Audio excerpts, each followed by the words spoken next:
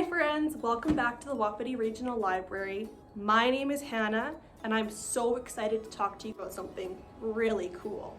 The creepy, the crawly, the bitey little tick. You may think that a tick is just a bug, but did you know that a tick is more closely related to a spider and a scorpion than an ant or a beetle? Does anyone know what this family, spiders, ticks, and scorpions, is called?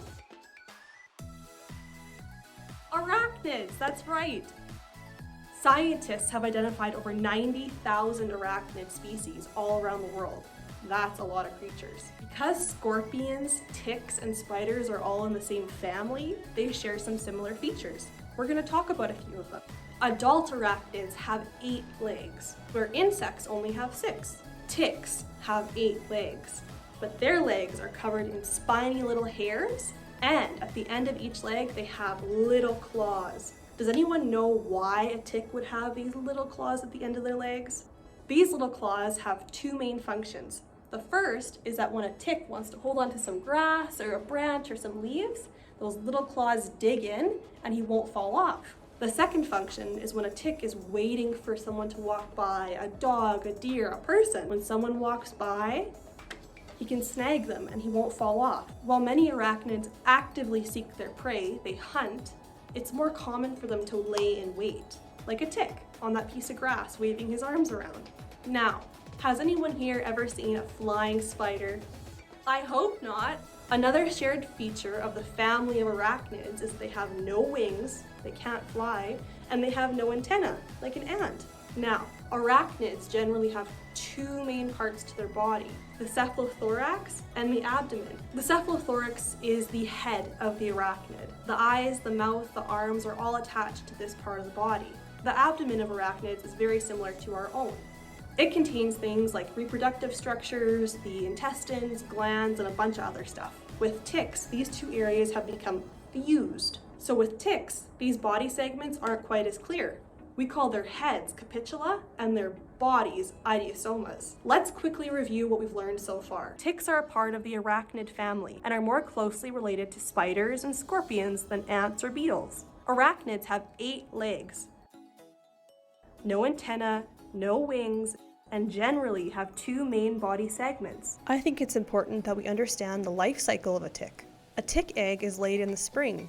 A tick egg hatches into larvae in the wintertime.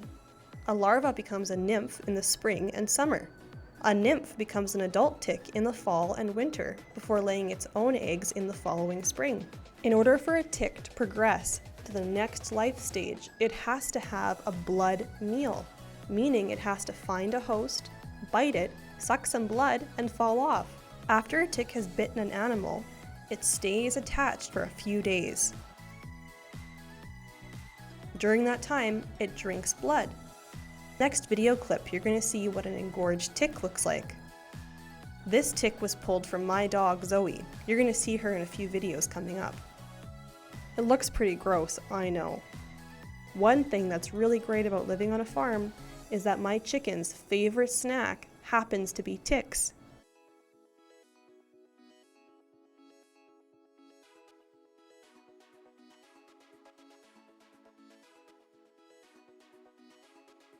Let's go over some Tick Safety 101.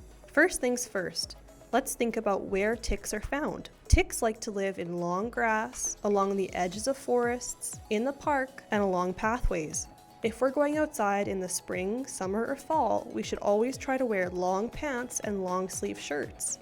Our socks should always be tucked over our pants, so that way ticks can't crawl under our pants and onto our skin.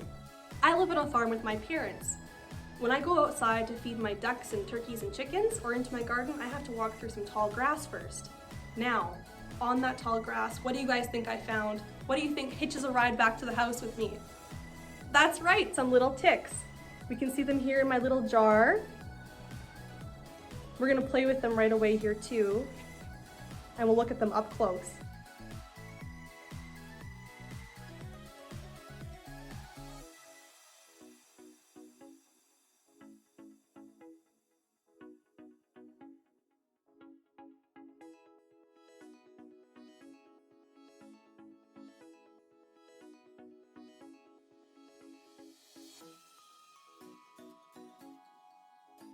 What to do if you find a tick walking on your body or biting you. First things first, don't panic. Remember that for a tick to go through its life cycle, it has to eat at every stage. It has to drink blood.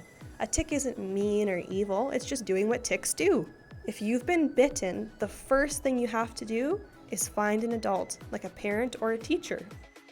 Adults, this part is for you. You're going to grab some tweezers and use them to squeeze the tick's head as close to the skin as you can get. You're going to slowly pull the tick off, trying to go as straight as possible. We don't want the tick to be twisted or ripped off. You're going to grab some water and soap or alcohol-based sanitizer and just wipe that bite off. After we come inside, we're going to want to do a tick check. We're thoroughly going to check our body for ticks. The main areas we're going to look at are behind our ears, under our arms, behind our knees, the back of our necks, between our toes, between our fingers, in the crease of our elbow, and along our backs. Our time together is almost over, but before we say goodbye, I'd love to share with you guys this really catchy song written by composer Dad here on YouTube. I hope you like it as much as I do. Oh, it's time for a tick check. Follow along while you sing the song. It's time for a tick check.